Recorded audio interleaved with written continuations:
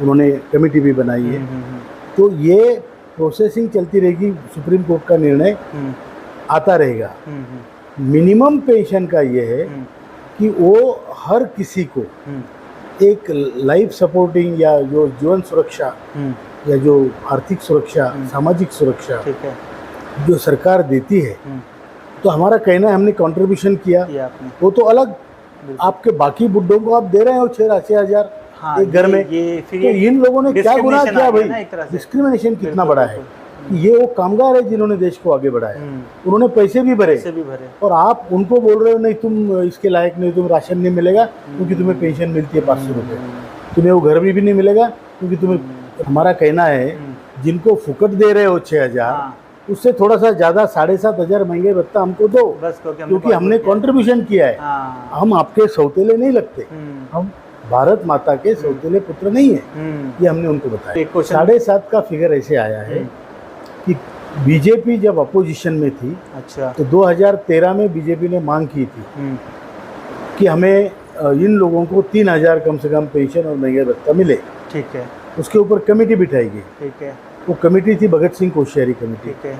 उन्होंने, कमेटी ने पूरा अभ्यास करके बताया 2013 की फिगर है, इनको 3,000 और महंगे भत्ता मिलना चाहिए। तो वो कमेटी कांग्रेस ने बनवाई होगी क्योंकि उस टाइम वो रूलिंग में थे। हाँ, मगर डिमांड बीजेपी की थी। डिमांड बीजेपी की थी, अध्यक्ष भी बीजेपी का था। अच्छा। भगत सिंह कोश्यारी जी, जो महाराष्ट्र के राज्यपाल भी रहे, तो बीजेपी से ही थे। बीजेपी से हैं। तो उन्होंने रिकमेंड किया कि इनको कम से कम 3,000 पेंशन, कम से कम। अच्छा। और महंगाई भत्ता उससे जोड़ा जाए। ठीक है। और उसके बाद गवर्नमेंट ऑफ इंडिया का जो कंट्रीब्यूशन 1.16 है, उसको 8.33 किया जाए। ये कई कमेटियां बैठी, सबके रिकमेंडेशन में यही है कि 8.33 इनको दिया जाए गवर्नमेंट ऑफ इंडिया की तरफ से। अब मैं आपको बताऊं एक मजे की बात, श्रमयोगी मानधन योजना बीजेपी सरकार ने लाई। ठीक है। उसमें अगर मैं 100 रुपये भरता हूँ, मैं कोई श्रमिक हूँ असंगठित कामगारों में से, तो मैं उनको 100 रुपये भरता हूँ, तो गवर्नमेंट ऑफ इंडिया भी 100 भरती है, बराबर। ठीक है। तो गवर्नमेंट ऑफ इंडिया का कंट्रीब्यूशन कितना हुआ? 100%। मेरे जितने हैं उतने। हाँ, वही आपकी डिमांड है फिर 100%। फिर जो यूपीएस है, यूपीएस में जो गवर्नमेंट एम्प्लॉयज़ की स्कीम है, पहले ओपीएस थी, एनपीएस, फिर यूपीएस।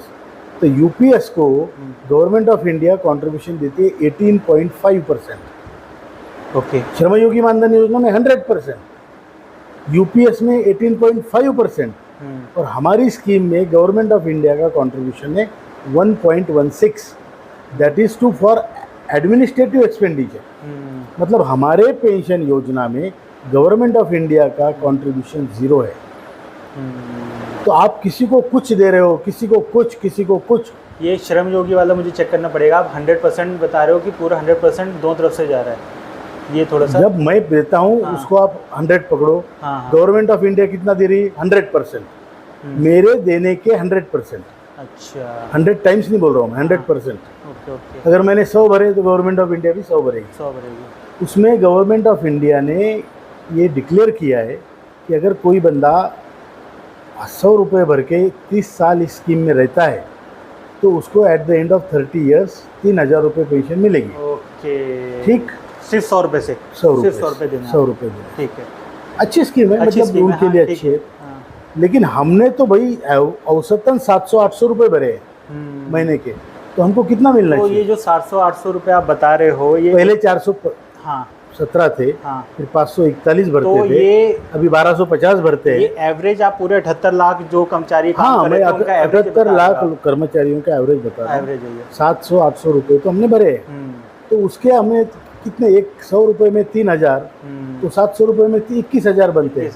हमारी मांग है 7,500 महंगाई भत्ता, और Government of India should contribute 8.33 to make it even.